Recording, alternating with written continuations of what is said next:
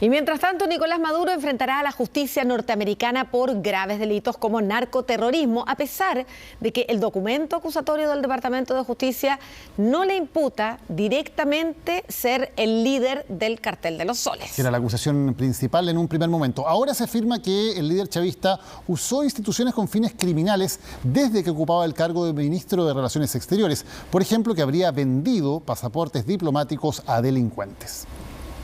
Queremos agradecer la presencia. Esta vocería fue convocada por Nicolás Maduro cuando ocupaba el cargo de canciller en el gobierno de Chávez. Han pasado 20 años desde esa conferencia de prensa en Nueva York. Hoy se convirtió en un archivo importante para la investigación en su contra. La Fiscalía estadounidense lo califica de narcoterrorista y lo acusa, entre otros delitos, de haber proporcionado pasaportes diplomáticos venezolanos a traficantes. Los pasaportes diplomáticos se les confiere a los diplomáticos del país y también a las altas autoridades por una deferencia. Pero conferirle a delincuentes, a narcotraficantes, es un hecho gravísimo. La Fiscalía de Estados Unidos apunta a un sistema de clientelismo y argumenta que Maduro y su círculo íntimo han corrompido las instituciones de Venezuela con fines criminales desde que ocupaba el cargo de ministro de Relaciones Exteriores entre 2006 y 2012. Como canciller venezolano, habría vendido documentos diplomáticos que facilitaron la evasión de controles en aeropuertos a delincuentes e incluso les dio inmunidad dependiendo del certificado. Da ciertas ventajas en algunos países. Por ejemplo, en Francia, en Charles de Gaulle, hay un guichet especial para los crus y también los diplomáticos. O sea, no hacen largas filas para poder pasar la inmigración. Son ciertas deferencias. ¿Puede ser revisado un diplomático? Sí. ¿Le pueden abrir la maleta? También. Es por cortesía que no se hace. Lo único que no tienen derecho a abrir y revisar es la valija oficial. El escrito de acusación de Estados Unidos, que data de 2020, señala que Maduro y su gobierno han conspirado para introducir toneladas de cocaína a Norteamérica y uno de los mecanismos utilizados sería la venta de documentos oficiales. Además, le imputan que desde su cargo como canciller facilitó cobertura diplomática para aviones que trasladaban dinero a otros países, aeronaves que no fueron registradas en aeropuertos. O sea, ese avión no es registrado en el fondo. No se le registra por cortesía, podrían haberlo hecho. Si uno registra a un diplomático en un lugar o registra un avión que se le ha otorgado esto, por reciprocidad, cuando un avión de ese país viaje se le va a registrar. Entonces, para evitar esto, se preserva estos privilegios. La verdad es que la dictadura de Venezuela nada nos puede llamar la atención. Es decir, vamos a conocer muchísimo más ahora que empieza el juicio a Maduro. Los números no le cuadran en Washington a quienes quieren nuestras riquezas. La venta de documentos diplomáticos es solo una arista de la acusación en contra de Nicolás Maduro. Se le imputa conspiración para la importación de cocaína, posesión de ametralladoras y dispositivos destructivos y conspiración para poseer esos mismos artefactos en apoyo de actividades criminales, así como de colaborar con organizaciones criminales calificadas como terroristas por Washington. El líder chavista está detenido a la espera de una nueva audiencia agendada para el 17 de marzo. Y tras el ataque a Venezuela, el régimen de Donald Trump ha apuntado a más países de lo que han llamado en sus redes oficiales su hemisferio. Entre los países amenazados después del ataque en Caracas se suman Colombia, Cuba y México. Y ahora el gobierno de Estados Unidos amenaza también con tomar por la fuerza la isla de Groenlandia, que pertenece a Dinamarca.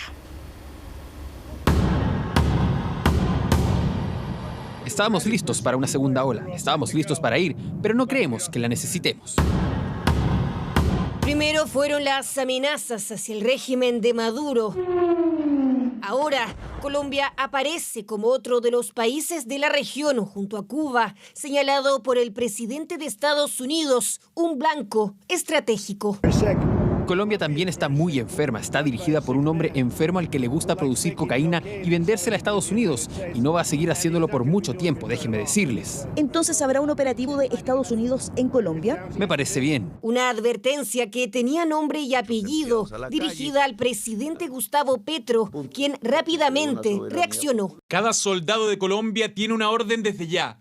Todo comandante de la fuerza pública que prefiera la bandera de Estados Unidos a la bandera de Colombia se retira inmediatamente de la institución. El ejército debe defender el territorio nacional y la soberanía del país. Es necesario que el gobierno Trump conozca más detalladamente todo lo que hacemos en la lucha contra las drogas. Y es que hay relaciones bilaterales de larga data y un trabajo colaborativo gubernamental antidroga que Trump espera, dicen los expertos, se endurezca. Tiene dos elementos que irritan mucho a Donald Trump. La enorme producción de droga, de cocaína, sobre todo de Colombia, que está orientada fundamentalmente para abastecer el mercado norteamericano.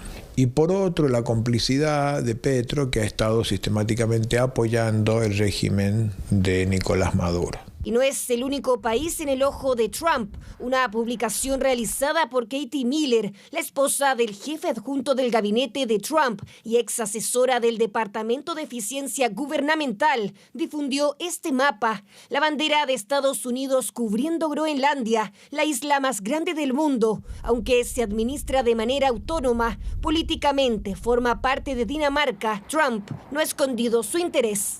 Nos ocuparemos de Groenlandia en unos 2 meses. Hablaremos de Groenlandia en 20 días. La necesitamos por razones de seguridad nacional. Es muy estratégica.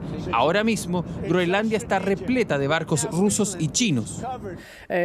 Quiero dejar claro que si Estados Unidos decide atacar militarmente a otro país de la OTAN, todo se detendrá, incluyendo a nuestra OTAN y, por lo tanto, la seguridad que se ha brindado desde el final de la Segunda Guerra Mundial. Aunque nada, ni una alianza militar internacional, dicen los expertos, parece preocuparle a Donald Trump, que no ha dudado en amenazar a más de un país. Tenemos la más poderosa, letal y más sofisticada y temible fuerza militar, única en el planeta y no está ni siquiera cerca. Lo he dicho hace un largo tiempo, nadie nos puede alcanzar. Los Estados Unidos a veces declaran un interés, el más noble es la democratización normalmente, no el remover a tiranos, a dictadores. Siempre hay un interés que es geoestratégico, hay intereses económicos, hay interés porque forman parte de rutas de paso. Como lo es México, Trump, que no ha descartado una acción contra los carteles en esa zona. La decisión política de Claudia Sheinbaum ha sido retirar la acción de fuerza sobre el narco y avanzar hacia una política de los abrazos, de la comprensión del delincuente, y esto para Trump resulta difícil de entender y una provocación. Es necesario reafirmar que en México manda el pueblo y que somos un país libre, independiente y soberano. Cooperación sí, subordinación e intervención no. Trump también reiteró su advertencia a Irán, donde las protestas antigubernamentales llevan días. Nicaragua es otro de los países que deberá poner atención.